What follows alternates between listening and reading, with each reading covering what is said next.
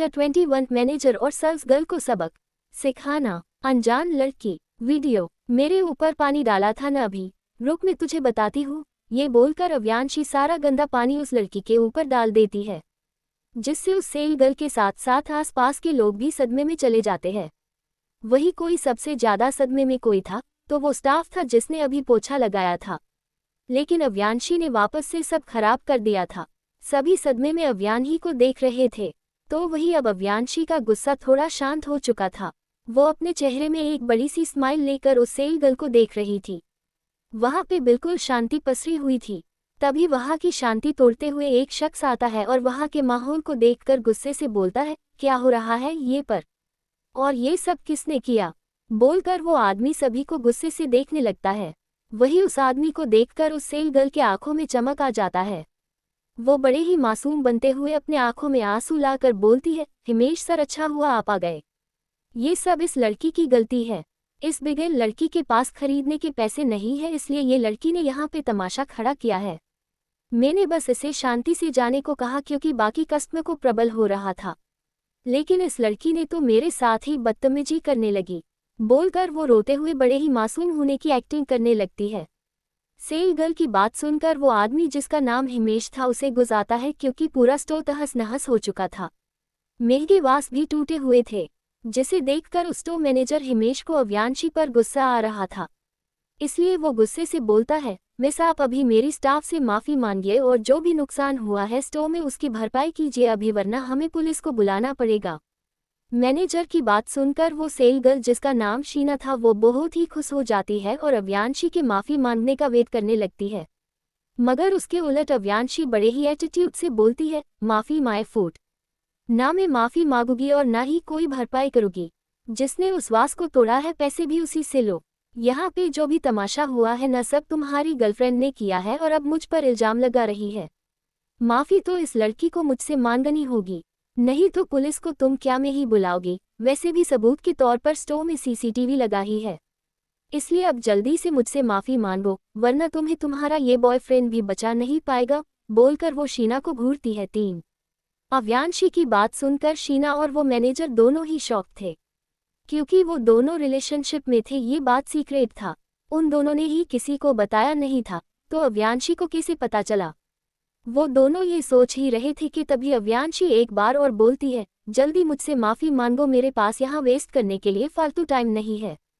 तुम क्या चाहते हो मैनेजर, तुम्हारी बीवी को बता दूं तुम्हारी इस गर्लफ्रेंड के बारे में? बोलकर अव्यांशी एक डेविल स्माइल करती है और दोनों को देखने लगती है। अव्यांशी की बात सुनकर वो मैनेजर बहुत ही डर जाता है। अगर उसकी बीवी को पता चलेगा कि उसकी बाहर गर्लफ्रेंड है तो वो उसे छोड़ेगी नहीं। वो मैनेजर काफ़ी डर जाता है और अव्यांशी की तरफ देखकर उससे बोलता है, मैडम आप प्लीज़ शांत हो जाइए। गलती शीना की है तो शीना ही आपसे माफ़ी मांगेगी, प्लीज़ किसी को कुछ मत बताइए। इतना बोलकर वो मैनेजर शीना को देखता है और माफ़ी मांगने का इशारा करता है, लेकिन शीना माफ़ी नहीं मांगती है। वो गुस्से में थी, जिसे देखकर मैनेजर उससे थोड़ा गुस्से में बोलता है, शीना जल्दी से मैडम से माफ़ी मांगो वरना फिर मैं पुलिस को बुला दूंगा क्योंकि यहाँ गलती तुम्हारी है। मैनेजर की बात सुनकर शीना को अव्यांशी पर और भी ज़्यादा गुस्सा आ रहा था। वो बस अव्यांशी को सबक सिखाना चाहती थी मगर सब उल्टा हो गया। उसे जेल नहीं जाना था, इसलिए वो धीरे से बोलती है, आई एम सॉरी। जिस पर अव्यांशी कुछ भी नहीं बोलती है, बस घूर घूर कर शीना को देख रही थी। अव्यांशी को एकदम चुप देखकर मैनेजर काफ़ी परेशान हो जाता है और चापलूसी करते हुए बोलता है, मैडम हमारे रुडनेस की वजह से प्लीज़ हमें माफ़ कर दीजिए, अगली बार ऐसा नहीं होगा, प्लीज़ हमें माफ़ कर दीजिए। आप मुआवजे के तौर पर आज ड्रेसेस फ्री में ले सकती है। उस मैनेजर की बात सुनकर अवंता के आंखों में चमक आ जाता है। अब फ्री की चीज़ किसे पसंद नहीं आएगी? अव्यांशी खुद को नॉर्मल दिखाते हैं, बोलती है, ठीक है मैं तुम्हारी माफ़ी एक्सेप्ट करती हूँ मगर अपनी गर्लफ्रेंड को बोलो जोर से बोलकर माफ़ी मांगे। मुझे इसकी आवाज़ ही सुनाई नहीं दे रही थी। तारानकन आप परेशान मत होइए, शीना अभी आपसे माफ़ी मांगेगी। बोलकर वो शीना की तरफ मुड़कर उससे बोलता है, शीना जोर से बोलो, सॉरी मैडम को सुनाई नहीं दे रहा है तुम्हारी आवाज़। बोलकर वो मैनेजर जल्दी से शीना को आगे कर देता है, जिससे न चाहते हुए भी शीना को माफ़ी मांगना पड़ता है। वो अपने दांत भींचकर गुस्से को दबाते हुए जोर से बोलती है, I am sorry madam. Sheena को ऐसे देखकर अव्यांशी के चेहरे पर सेटिस्फैक्शन वाली स्माइल थी। वो उसे देखते हुए बोलती है, इट्स ओके लेकिन दोबारा मुझसे उलझने की कोशिश मत करना, बोलकर अव्यांशी एक नज़र उसे देखती है। फिर स्माइल करते हुए आगे जाती है और बहुत सारे ड्रेसेस को सिलेक्ट करते हुए मैनेजर से बोलती है, मिस्टर मैनेजर ये सब पैक कर दीजिए, फिर सब शेटल हो जाएगा। वही अव्यांशी के हाथों में इतने सारे ड्रेसेस को देखकर मैनेजर के माथे पर पसीना आ जाता है, क्योंकि वहाँ की सभी ड्रेसेस बहुत ही महंगे थे। मैनेजर को लगा था अव्यांशी एक ड्रेस लेगी जिसे वो चुप लेगा, मगर यह अव्यांशी ने बहुत सारे ड्रेसेस लिया था जिसे छुपाना मुश्किल था। उसे अपने पैसे भरने पड़ेंगे ये सोचकर मैनेजर को शीना पर बहुत ही ज़्यादा गुस्सा आता है, क्योंकि आए दिन ये उसके लिए मुसीबत खड़ी करती रहती है। वो गुस्से से शीना को घूरता है और न चाहते हुए भी स्माइल करके अव्यांशी को ओके बोलकर सभी ड्रेस जो अव्यांशी ने सिलेक्ट किया था उसे पैक करवाता है। कुछ देर बाद अव्यांशी हंसते हुए उस स्टोर से बाहर आती है। उसके हाथों में बहुत सारे बैग्स थे जिन्हें वो पकड़ भी नहीं पा रही थी, मगर फिर भी वो सारे बैग्स लिए जा रही थी। तारांकन मालकिन, आपने तो उस स्टोर वाले को लूट लिया, अचानक ही रुद्र बोलता है, जिसे सुनकर अव्यांशी हंसते हुए बोलती है, जैसी करनी वैसी भरनी, किसने कहा था उनको मुझसे पंगा लेने की, अब भुगते नुकसान, आज तो मेरा फायदा हो गया। लेकिन छोटे शैतान, मैंने तुम्हें चुप रहने की पनिशमेंट दिया था, न तो तुम बोल कैसे रहे हो। जिस पर रुद्र बोलता है, मालकिन अभी कुछ देर पहले जब मैंने आपको स्टोर में उन दोनों लोगों के बारे में बताया था तब आप ऐसा नहीं बोल रही थी, तो अब क्यों बोल रही है। मेरी वजह से आपको इतने ड्रेसेस फ्री में मिल गई तो अब पनिशमेंट खत्म कर दो। अव्यांशी अभी अपने फ्री शॉपिंग की वजह से खुश थी, इस वजह से वो रुद्र का पनिशमेंट भी हटा देती है और बातें करते हुए वो वहां से चली जाती है। अव्यांशी के कान में ब्लूटूथ था, इस वजह से किसी को भी इस पर शक नहीं हो रहा था। अव्यांशी के जाने के कुछ मिनट बाद एक लड़की जिसने खुद को पूरी तरफ से कवर किए हुए थी वो निकलती है। फिर अव्यांशी जिस तरफ गई थी उस तरफ देखते हुए अपने फ़ोन में बनाए हुए वीडियो को किसी को भेज देती है। 22 अजीब नजरे, क्या हुआ राठौर मेंशन में। अव्यांशी अभी अपने फ्री शॉपिंग की वजह से खुश थी, इस वजह से वो रुद्र का पनिशमेंट भी हटा देती है और बातें करते हुए वो वहां से चली जाती है। अव्यांशी के कान में ब्लूटूथ था, इस वजह से किसी को भी इस पर शक नहीं हो रहा था। अव्यांशी के जाने के कुछ मिनट बाद एक लड़की जिसने खुद को पूरी तरफ से कवर किए हुए थी वो निकलती है। फिर अव्यांशी जिस तरफ गई थी उस तरफ देखते हुए अपने फ़ोन में बनाए हुए वीडियो को किसी को भेज देती है।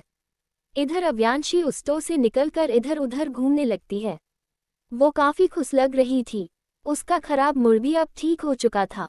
वो गाना गुनगुनाते हुए चल रही थी, तभी उसकी नज़र कुछ दूरी में पड़ती है जहाँ पे का स्टोर था। वहाँ पे बहुत ही अच्छे अच्छे बाइक्स दिखाई दे रहे थे जो काफ़ी ब्रांडेड और एक्सपेंसिव थे। अव्यांशी को दूर से ही वे बाइक्स पसंद आ रहे थे, इसलिए वो अपने तेजी कदमों से जल्दी जल्दी उस स्टोर की तरफ जाने लगती है। उसके हाथों में अब भी वे शॉपिंग बाइक्स थे जो उसने फ्री में लिया था। कुछ ही टाइम में वो उस स्टोर के अंदर थी, वहाँ से वो बहुत सारे न्यू कलेक्शन के बाइक्स खरीदती है, फिर उनका पेमेंट करके दूसरी शॉपिंग करने लगती है। ऐसे ही अव्यांशी बहुत सारे shoes, sandal, dresses, jewellery, makeup Etsy बहुत सारे सामान खरीद लेते हैं। इतना सामान होने की वजह से अव्यांशी को हेल पर रखना पड़ता है शॉपिंग बाइक्स पकड़ने के लिए। उसे इस तरह शॉपिंग करता देखकर अव्यांशी के आसपास के लोग भी काफ़ी हैरान हो चुके थे। वो अभी 17 साल की थी और इतना सारा शॉपिंग कर रही थी। कुछ देर बाद विहान, अंश और अंशिका भी अव्यांशी के साथ थे। वे तीनों अव्यांशी के इतने सारे शॉपिंग बाइक्स को देखकर थोड़े से भी हैरान नहीं थे, क्योंकि पुरानी अव्यांशी भी शॉपिंग करने में बहुत ही आगे थी, इसलिए किसी को भी कोई हैरानी नहीं होता है। इस वक्त रात के 7 बजे बज रहे थे। उन्होंने ने भी अपना शॉपिंग कंप्लीट कर लिया था, इसलिए विहान सबसे पहले मॉल के मेजर को बोलकर सभी शॉपिंग बाइक्स को राठौर मेंशन पहुंचाने के लिए बोल देता है। फिर कुछ देर चारों साथ मॉल में ऐसे ही घूमने लगते हैं। वे मॉल काफ़ी बड़ा था, इसलिए अव्यांशी को घूमना था। अव्यांशी के कहने पर विहान भी मान जाता है। ऐसे ही 1 घंटा बीत जाता है। चारों को ही भूख लगा था, इसलिए अब वे लोग खाने का डिसाइड करते हैं। कुछ देर बाद इस वक्त वे चारों एक रेस्टोरेंट के अंदर थे जो वही मॉल में ही था। सभी अपना अपना फूड ऑर्डर करते हैं। कुछ ही देर में सबका ऑर्डर आ जाता है। इस वक्त उनका टेबल खाने से भरा हुआ था। अव्यांशी के ऑर्डर किए हुए फूड्स को देखकर तीनों चौंक जाते हैं। उन्हें थोड़ी हैरानी होती है क्योंकि इस वक्त सबसे ज़्यादा फूड ऑर्डर तो अव्यांशी ने किया था, जो पहले सबसे कम खाती थी। वे तीनों थोड़े हैरान थे।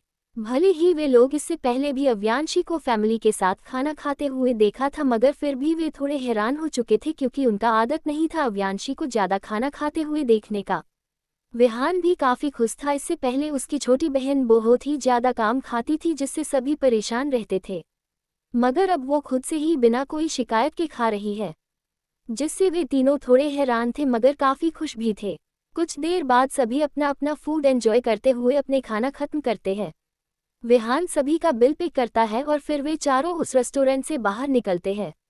अव्यांशी और अंशिका को आइसक्रीम खाना था, इस वजह से विहान तीनों को कार में बैठने का बोलकर सबके लिए आइसक्रीम खरीदने चला जाता है। इधर अव्यांशी, अंशिका तीनों विहान की बात मानकर मॉल से बाहर निकलकर पार्किंग एरिया में आ जाते हैं। उनका कार वही था, चाबी विहान ने पहले ही अव्यांशी को दे दिया था, इसलिए उन्हें कोई भी परेशानी नहीं होती है। तीनों जाकर अपने कार में बैठ जाते हैं। कुछ देर बाद विहान आता है, उसने सभी के लिए आइसक्रीम लिया था। कार में बैठकर वो तीनों को आइसक्रीम देता है और खुद भी खाने लगता है। ऐसे ही वे चारों मस्ती करते हुए वहां से निकल जाते हैं राठौर मेंशन के लिए। आज अव्यांशी बहुत खुश थी क्योंकि आज उसने बहुत सारी शॉपिंग के साथ साथ बहुत ही ज़्यादा एंजॉय भी किया था, इसलिए वो बहुत ही ज़्यादा खुश थी। उसका बुरा मूड भी गायब हो चुका था। फिर विला के लिए निकल जाते हैं। रात के यही 8:50 हो रहा होगा। उनकी कार राठौर मेंशन के बाहर रुकती है। अव्यांशी, अंशिका और विहान चारों मस्ती करते हुए कार से बाहर निकलते हैं और मेंशन के अंदर आते हैं, मगर अंदर का माहौल देखकर वो चारों एकदम शांत हो जाते हैं। वहाँ का माहौल ही बहुत अलग था।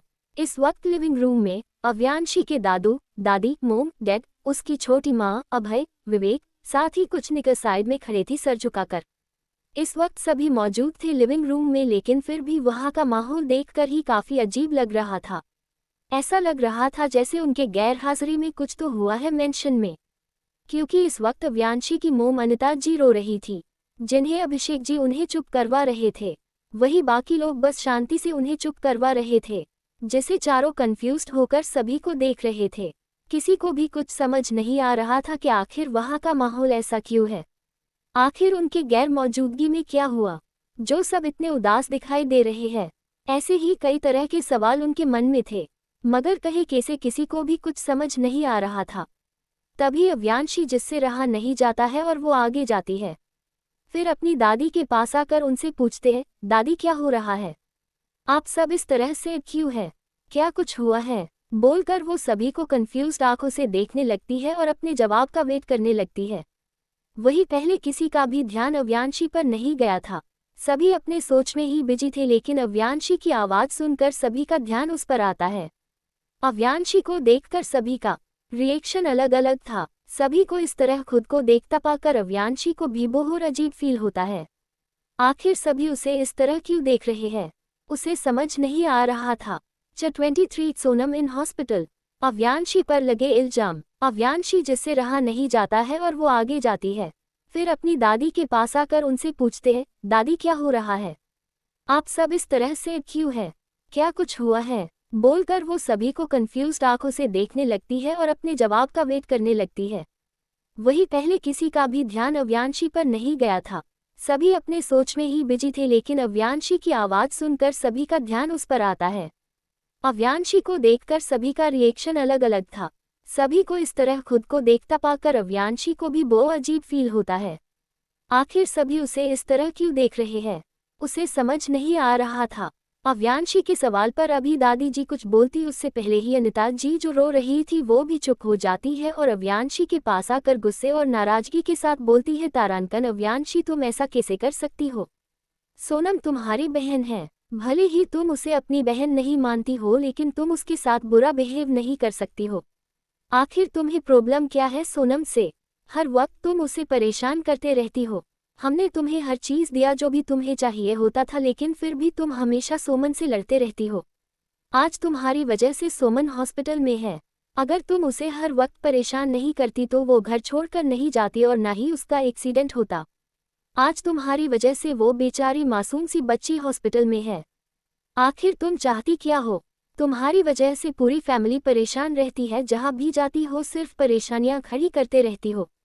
फैमिली के नाम को यूज़ करके तुम्हें सिर्फ लोगों को बुली करना आता है।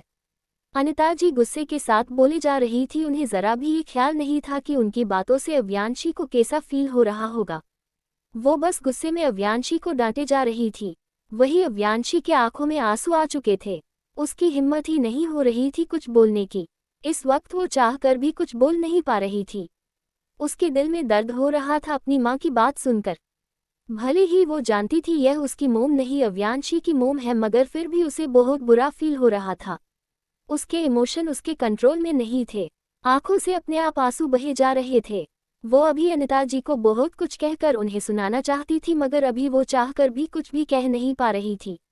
अपने दर्द और आंसू को छुपाने के लिए अव्यांशी सर जो झुका लेती है ताकि कि भी उसे इस तरह देख न सके। लेकिन दादाजी और दादी जी से अव्यांशी के आंसू छुपे नहीं थे। उन्हें अव्यांशी का दर्द अच्छे से महसूस हो रहा था। अव्यांशी को इस तरह देखकर दादाजी और दादी जी को भी बहुत बुरा फील होता है। अभी अनिता जी आगे और कुछ बोलती उससे पहले ही दादाजी उन्हें रोक देते हैं और श्रुति जी को कुछ इशारा करते हैं, जिसे समझकर श्रुति जी आगे आती है और अव्यांशी को प्यार से समझाते हुए अपने साथ लेकर ऊपर चली जाती है। अव्यांशी का मन भी काफी उदास था। उसे भी वहां रुकने का मन नहीं कर रहा था, इसलिए वो भी अपनी छोटी मोम के साथ वहां से चली जाती है। उसके पीछे पीछे अभय, विवेक, अंश और अनीशा भी चले जाते हैं, क्योंकि उन्हें भी अनिता जी की बातें बहुत बुरी लगी थी। इसलिए वे सभी अव्यांशी के साथ चले जाते हैं। वही उनके जाने के बाद विहान भी आगे आता है और अपनी मोम को देखते हुए गुस्से से बोलता है, मोम आपको इस तरह अंशी को नहीं कहना चाहिए था।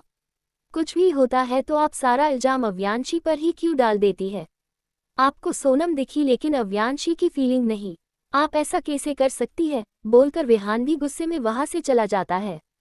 अनिता जी बस देखती रह जाती है। अभी वो कुछ बोलती उससे पहले ही दादी उन्हें रोक देती है।